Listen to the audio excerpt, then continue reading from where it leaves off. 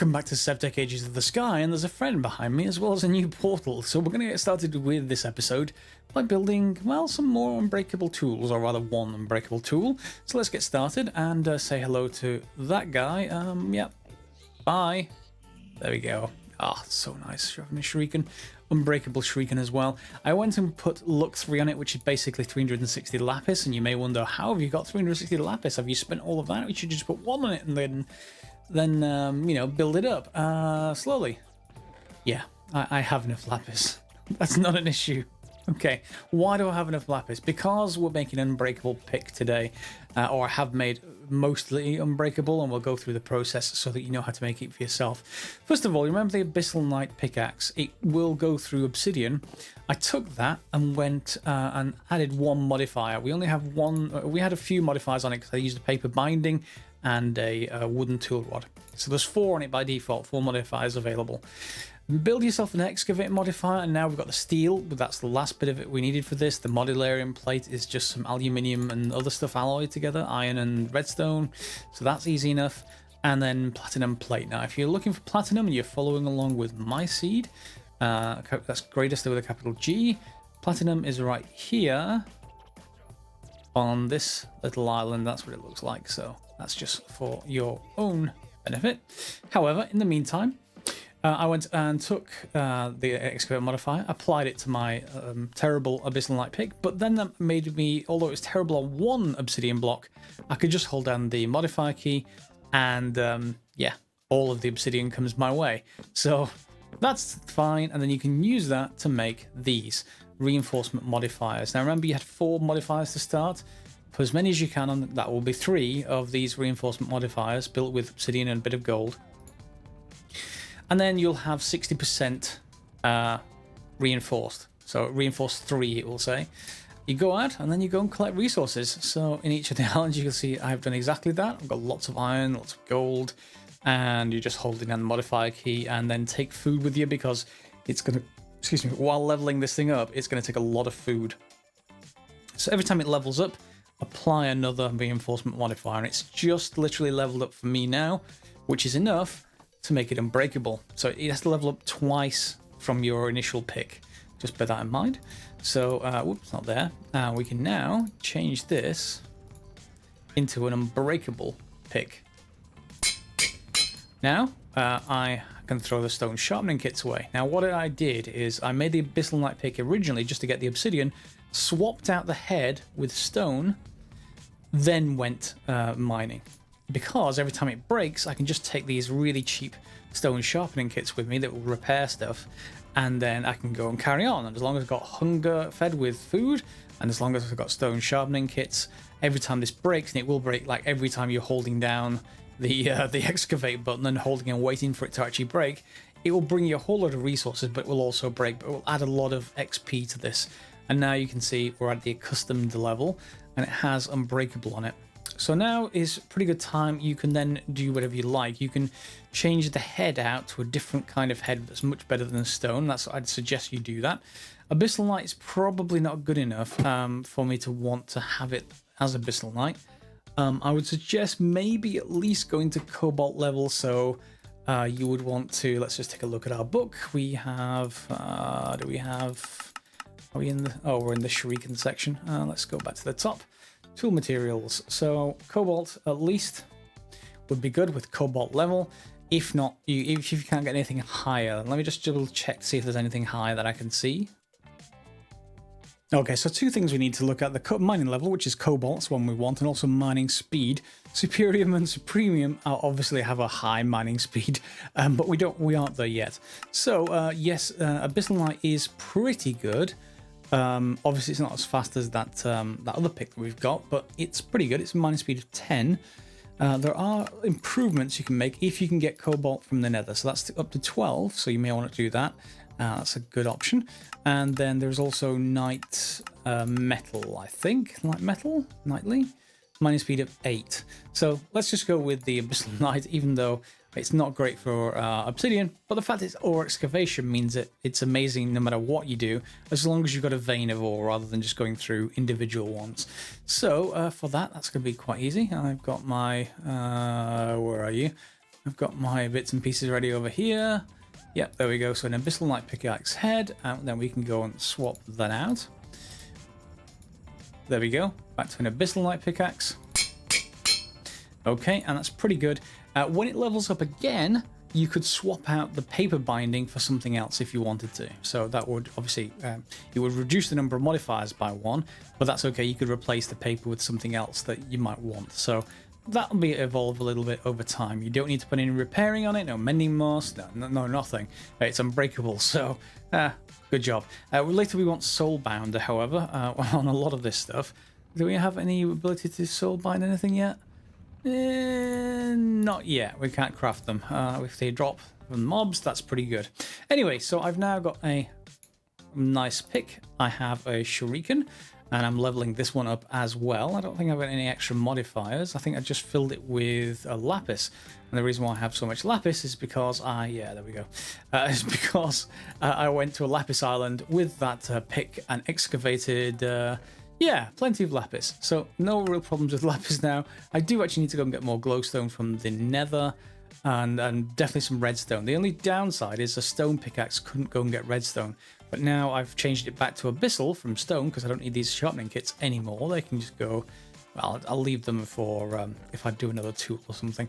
But I'd almost never do another tool. It's only really a hammer is going to be that important to actually get an unbreakable version, and I don't need it right out now, so that'll do for now. So yes, next thing. Now we need to expand a little bit into blood magic. Let me just go and show you what I've been building, and it's nighttime, so I guess it's perfectly fine to go. So I removed the blood magic altar from here and down into the mine. I went to put a trapdoor in somewhere. Oh, there it is, with some stone ladder blocks straight down into the mining area, so I can get down there and get back. And then we've got our whole bridge, which has been modified a little bit. And one thing you can do, with night slime boots, if you keep the bounce going, is travel quite a long way without running, so kind of useful. Anyway, I moved the blood altar over here and started putting self-sacrifice runes in. The corners don't work for the first tier, but they will. You don't really have corners for the tiers, but yeah, in the first tier you can't really put self-sacrifice ones here. Well, you can, but they don't do anything, so that's fine. And then you can put them in the next tier down if you choose to do so. But generally, we'll want to be heading for a well of suffering. If you are following along in blood magic, I'm not sure if you'll know where that is yet, but if you don't, it's basically a ritual that you create mobs underneath you somehow, whether it's a mob farm or whether it's just witches that regenerate themselves. And the Well of Suffering slowly takes a bit of their health, and if the witches, they repair, and that goes into this altar or the other altars that I'll be crafting. You normally want late game at least 2 altars, maybe even 3 if you're like me, but 1 to get started will be more than good enough. Now, when you're doing this, when you're making further rings, these blocks don't matter. The glowstone do, and the blank runes matter. So you have this one ring right at the start, then you have one gap, and then the next ring, etc., etc. And you don't need corners on these things. And then it goes down after a while. It moves out 2, and then a third ring. But we'll come on to later stages for that. I just want to mention an incense altar.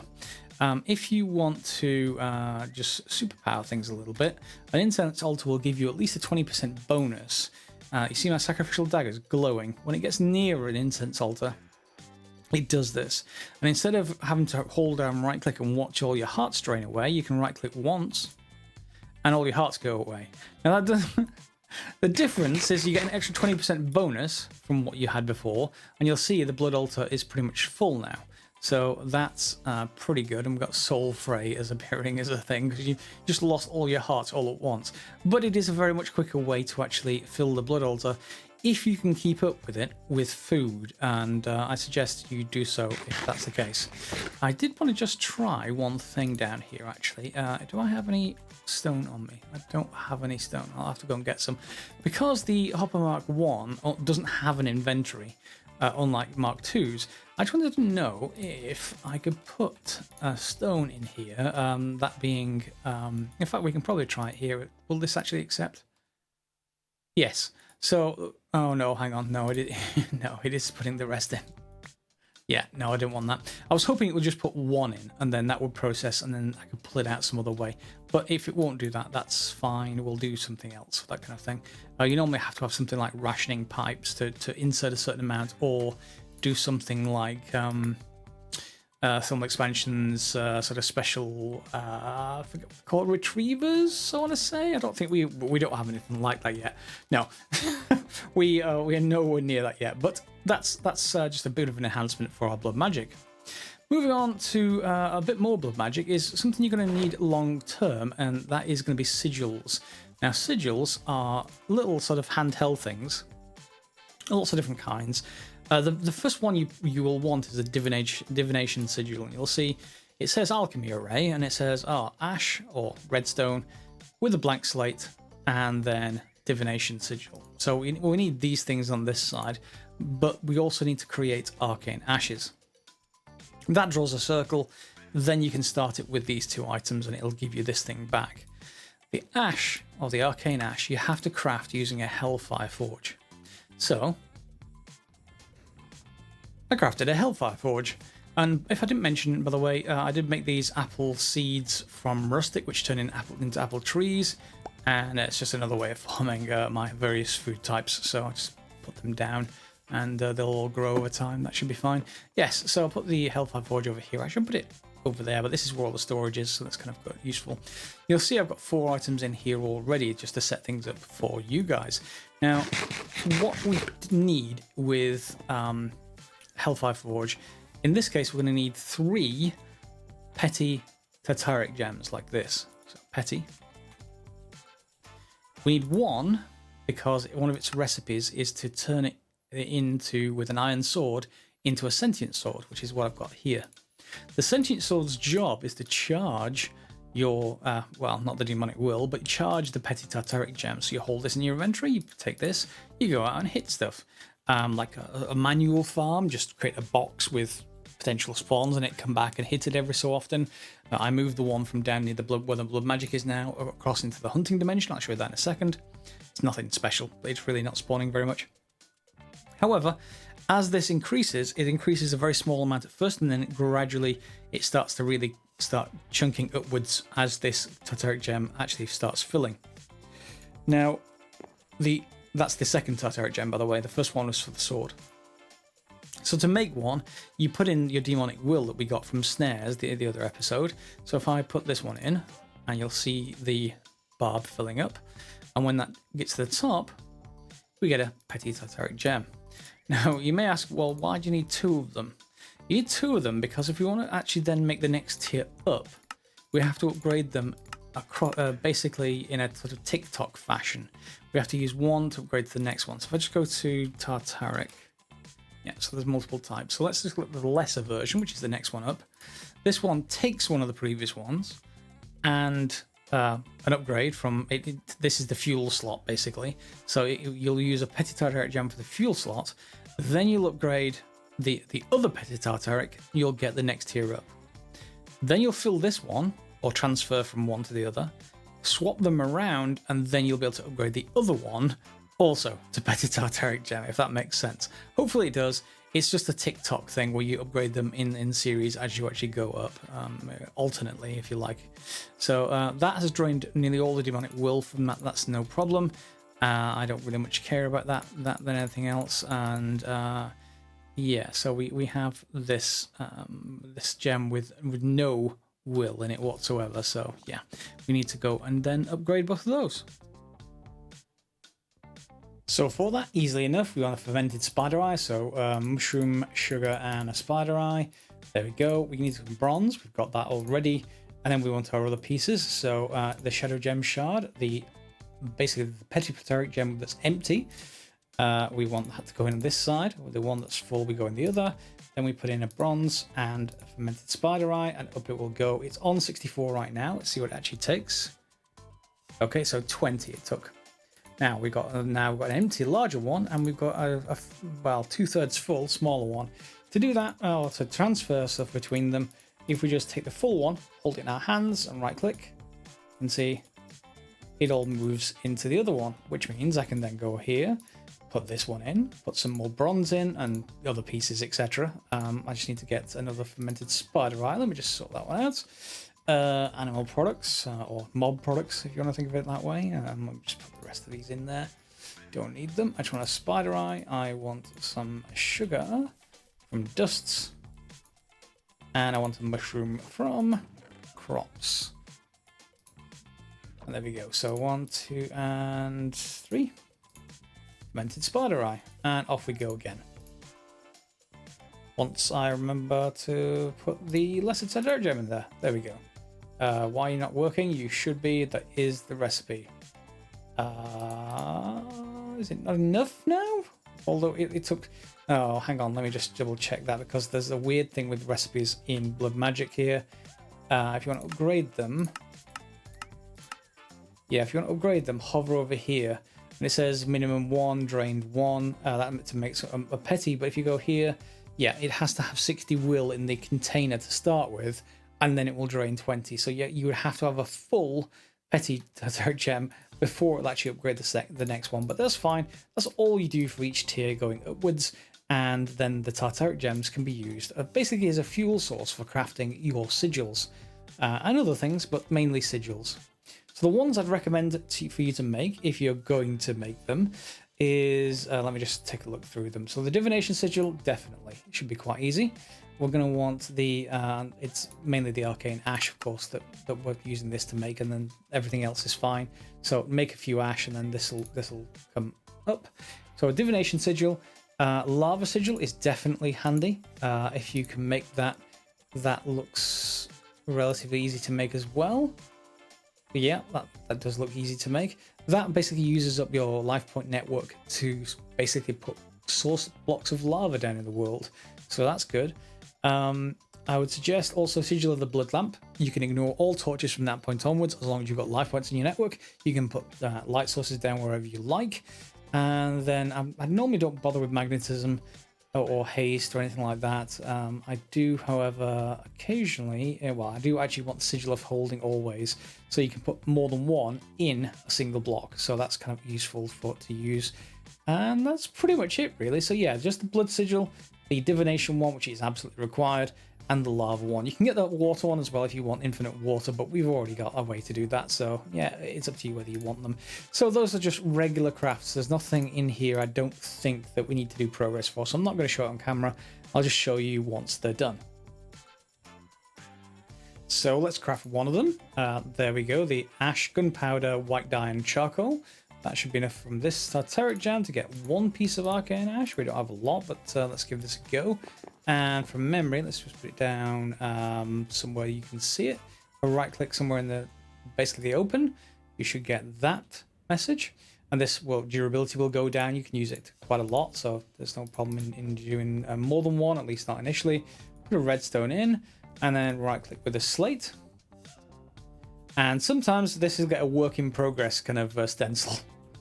Because it's not finished, or at least it was never finished whenever I tried this before. And there we go with our Divination Sigil. So if we shift right click, we can see current essence is 400 LP. Essence comes from your basically your blood orb being inserted into an altar for a while. It'll absorb the blood and you'll get it all back. Do I have it in my inventory? I do. So what you could do is use the weak one, but each tier of blood orb will basically have a maximum that it will allow you to hold in its network. So if we just head over here, I do like the bouncing approach to moving around, and you throw it in here, basically there, okay. And if you right click your Divination Sigil, you'll see it's going up. So later on, you will have an altar dedicated to either both generating and absorbing into a blood orb, life points into your life point network. You'll just have this in an altar permanently. Now you could have the Well of Suffering under that's generating stuff and putting it into your orb. That's possible. Or you could have two separate ones. You'd have one that's purely generating, which sends to both the both this altar and to this crafting altar. It's up to you really how you actually do it. You can do it with just two, but 3 is fine as well. And if we right click this with a Divination Sigil, will it actually tell us any more information? Oh yeah, there we go at the top of the screen. if you just look at your altar with no Divination Sigil, it's just going to say it's an altar. But if you put it in Divination Sigil, you'll see, first of all, how much is in it and what tier it is. So you'll see it's got a current capacity of 10,000 life points and current essence in it of 9,000. So you can really accurately judge what's going on. And the same thing, we're just going to, well, I'm going to do off camera because it's just the same process. Sigil of holding, etc. So I need to make a holding reagent, which is the usual kind of stuff. But it will take, you can see, quite a lot of will in some cases to get everything to work. So we need some way of doing a basically using your sword to damage stuff. Now we don't have any kind of fake players or like yeah, we don't have any way of actually. Whoa, oh, really? Where did that even come from? I look my what? Yes. Anyway, as I was saying, we don't have any way of doing that automatically yet. I don't think. I'll have to come back to that later. Let me just put a torch down after I get some more dirt, I guess. So yes, in the meantime, you'll have to do that manually now. I've been going into the Nether to do it mostly, to be honest, because near that Nether fortress there is more than enough mobs to actually continue to gain will into your Tartaric Gems. I'd suggest you do that as well. However, if you wanted to do it another way, you could set up some kind of thing in the hunting dimension. Now that's where we come onto that portal that we saw at the start of the episode. There's a bit of a problem with that though, because I assumed that the hunting dimension, always the hunting dimension, even in Skyblocks packs, would be, well, if you've ever seen it, you've seen it. It's just a very flat plane, nothing in there to actually worry about. Well, nothing in there like in terms of hills or anything like that. It's just a flat plane with lots of mobs, and it's dark. And all you do is you set up a cube or something, and then you start shooting at things. That's not what happens here when you build a hunting frame, and you just right-click it with a sword and build it the same as a Nether Portal. There we go, loading terrain. When you first start, all you have is this. Just like in the Nether, it's completely skyblocked. So there is nothing out there to actually build a farm from, really. So I just started building outwards. I've not really expanded this to be large enough to be worth it yet. But if we have a look in here, has anything spawned? No, I'm not even sure that these weirding gadgets, which are apparently chunk loaders, will work between dimensions or not. Or do they actually need any kind of redstone signal or something? Let me just check. No, it should be perfectly fine as long as this is spinning. It's mainly intended for servers, so if you right-click it, it'll have 7 days before it stops chunk loading 5x5 chunks around it. So this is perfectly fine for where we are right now. But in here, I've just got some vector plates, and I'm building it further back, and I'll have to build it further out. But you can just walk away and then get to the end of about 30 blocks away from where the mobs will spawn, above 30 blocks. And they'll start spawning 1 and 2s and stuff like that. But it's not terribly fast. We don't have access to Cursed Earth yet. Assuming that we will ever get access to Cursed Earth, which will be an amazing mob spawner. So your other option is to use the stuff from Astral Sorcery, which is like the dark version of the dust, Nocturnal Powder. So if you make lots of this, it will spawn stuff in there anyway. You can just throw it downwards through a hole in the roof or something. They'll be dragged to the front, and then you can just hit them with the sword and be nice and safe while you're doing so. They'll just replace basically what I had, the manual mob farm in the area next to the base. And yep, it still doesn't have anything in it. That's fine for now anyway. I'll improve that later once we have some ability to.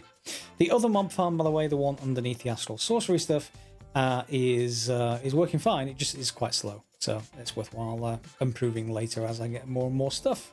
But plenty of resources now from all of the Unbreakable Pick work. Honestly though, finding an island like this with the spinouts, with the skeletons everywhere, with stingray bushes, is much, much better. You can get lots of different loot that you're going to be using anyway, like with the skeleton skulls. Yes, I'm sure we'll be using that at some point. And also you can just kill the mobs that are on here and gain will as well as wither drops. So yeah, very handy to have. And it's a fairly common kind of island around the Nether, so I'd very much recommend doing this rather than farming in the hunting dimension, at least for this particular purpose, i.e. non-automatic farming. Oh, and I've gone and upset them now. Oh, well, sorry, but we need bacon. Off I go to fill up another gem. Entirely unrelated to a slight pigment mishap, this crucible appears to be working fine at melting down equipment. You will need the third tier, this third ring here, or second ring if you like, and the altar, to basically craft the next imbued slate up, just to be able to make your Sigil of Holding. So just bear that in mind if you are going to do this. We just need all three of those, and there's the work in progress. It's still not done. It's years later. Another bear popped up, and this should be enough for my Sigil of Holding now. There we go. One Sigil of Holding. So if I get my other sigil out, I should be able to shift right click, I think, or right click. It's been a while. Press H to modify. H. It's probably needs the binding changing controls. Yep, lots of things are set to H, so I've set this to end instead, and then you can then place your other sigils in, and then you can shift scroll wheel to go through them. And you can see I've only got one in there right now, but that means everything gets nicely compacted, and it still works exactly as you expect for whichever one you've got selected. So very handy thing to have, your Sigil of Holding, and just keep adding more sigils to it until, I mean, it's got 5 spaces, so fill it up. And you can see here, right here, it took me about 5 minutes on that Nether Island to get 200 will, so really not all that much time at all by comparison to trying to set up a mob farm at this stage without any decent stuff to attract huge amounts of mobs like cursed earth, etc. This works very, very well. And you can see my sentient sword is already down quite a bit. The other thing I didn't explicitly mention that I've been doing, but also the other thing is crafting a looking glass from astral sorcery whenever it's nighttime. Basically, there we go. We got something new here, and you'll see as I look around the parallax effect of something heading in the opposite direction when you create this. That's exactly what we want. Hold down shift, click and drag, and in this case I think I remember which way this is. You can see them in your book if you discovered the constellation papers, I think, but you can also look at them online on the wiki for the various different shapes. And there we go, we've discovered Evocio. So there's quite a few, and each night you'll see a different one pop up usually, and then you can go and trace it out, and then it'll show up in your astral sorcery book. So if you need them in future, you will be able to use them. Where's my astral sorcery book? There it is. So right click and click on constellations on the right hand side. You can see these I've discovered. So Dissidia, Vicio, Evocio, Amara, and Evitas. Now, these whole things are used in attunement, and I've been building an attunement altar. We're not going to do it this episode, but I will show the altar anyway, because there are two things you can do. One is you can attune, well, lots of things you can do with attunement, but you can attune yourself or you can attune items. We'll be coming on to them both later, but the important thing to get started with what I want for later is to unlock the perk system. And the perk system basically means attuning yourself. Now to do that, you need to build a structure. I've been building it over here. I've not built the attunement altar yet, which goes in the middle, but this is quite a massive structure by comparison. I think the black square of CT marble is 15 by 15.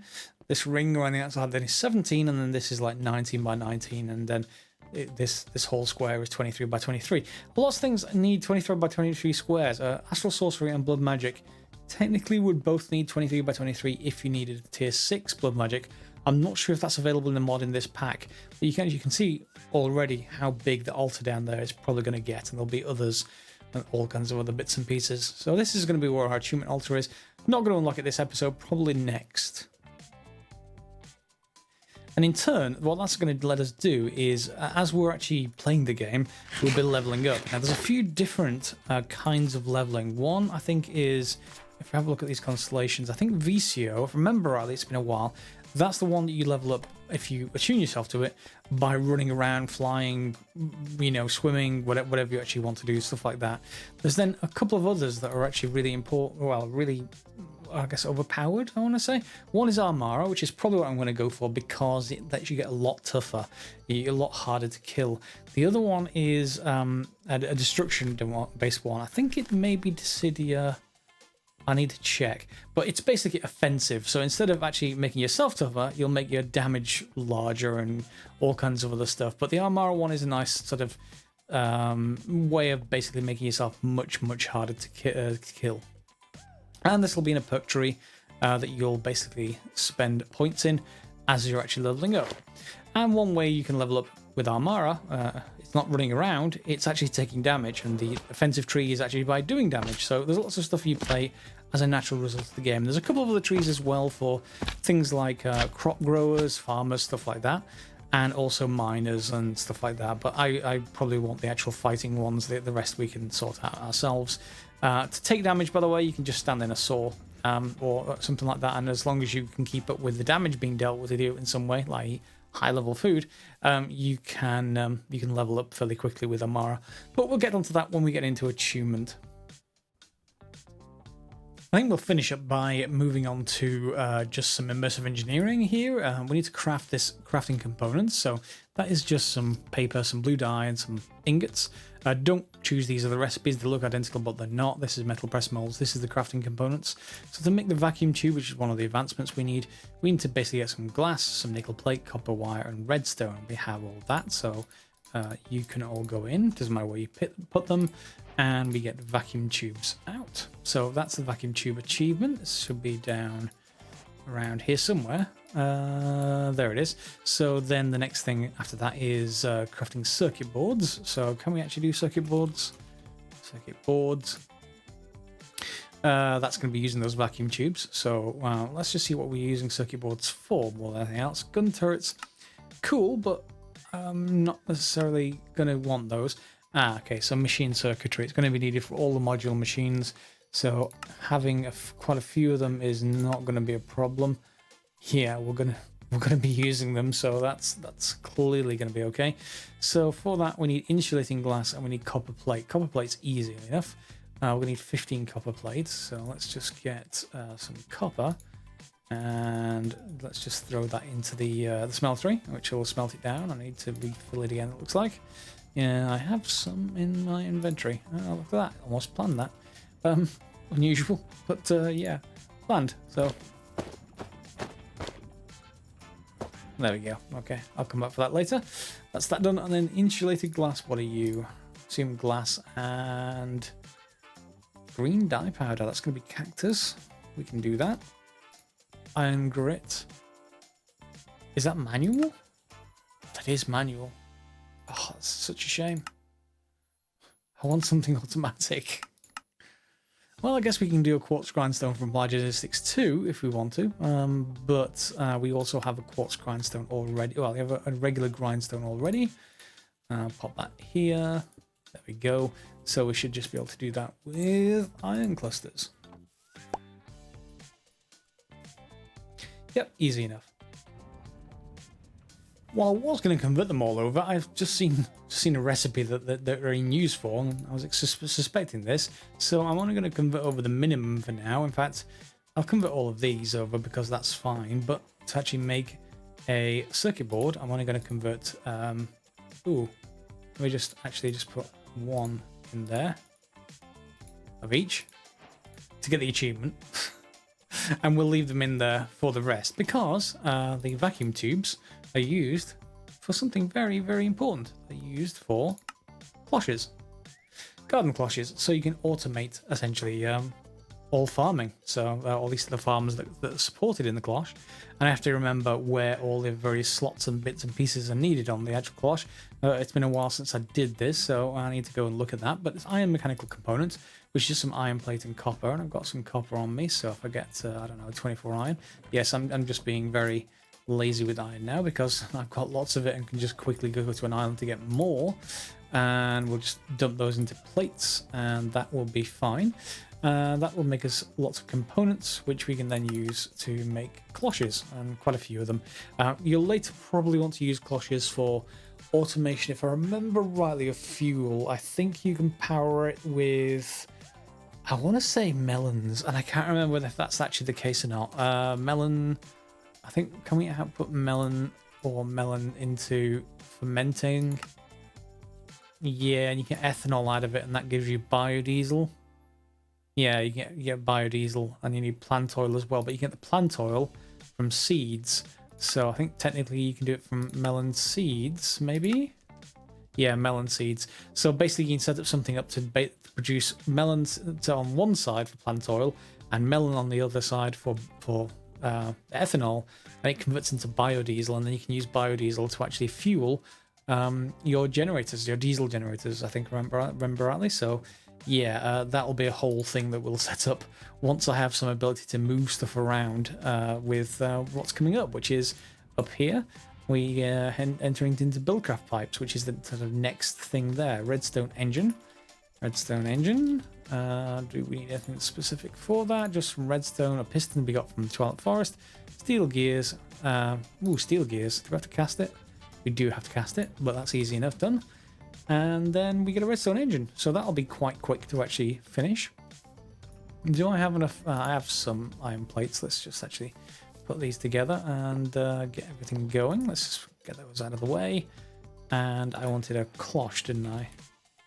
Yeah. So let's make an iron mechanical components, a few of those. And then we just need some treated wood planks. Wood planks in here. Yep. It'll be so nice when I actually get a storage system I can just access from here. But we can make 3 garden cloches, and already that's good. So yes, what I said here is I have to remember where you put everything. Some of these obviously these are for power. We've got power downstairs. I'm not sure if we need light, which might be an interesting thing. There is power you can hook into the top, I believe. But there is one socket for one thing, water, I assume, maybe? Yeah, I need to go and look up cloches and how they're set up. It's been a while, but then they dump out the components onto the front, etc. And you can just put them into a storage system. Or indeed, you can feed them into a system that crunches them up and produces diesel. But yeah, I think I would like to just look into those between the episodes. And I've just ruined the floor again. That's a wood blade. That's not a trowel. I do have a trowel somewhere. Yeah, no, that's the totem blade. There's my trowel. Yes, unruin the floor. Yeah, so I think that's pretty much good for one episode. Miscellaneous upgrades, Unbreakable Pick. We've already got a powerful Shuriken, but this can be used on one of those Nether Islands as well to get even more XP. And as you level it up, you can add various things. I've got luck on there. We have Nether Quartz now, so I think we can do sharpness, I think, on it and stuff like that. But we'll come back later and add some more, because what I intend to do, it's right now it's very low damage. Okay, so it needs you to hold down the trigger, hold down the mouse button. We can upgrade that quite a bit by swapping out the knife blades as more and more stuff. No, we don't have anything else for that yet, but we will have it coming up in an age 4 probably. Yes, so we have different blades we can put onto it to do a much better impact for that kind of stuff. But anyway, that's pretty much good for one episode. So I hope you enjoyed. If you have, and you haven't subscribed yet, do click on subscribe down below and click on the bell if you would. If you want to get notifications of future episodes anyway. Otherwise, just click subscribe and leave it. And then if you like the video, then feel free to like. More importantly than all that, leave comments for your fellow players. Give them tips and tricks for your playthrough or for their playthrough. As always, guys, thanks for watching, and we'll see you next time for some more SevTech Ages.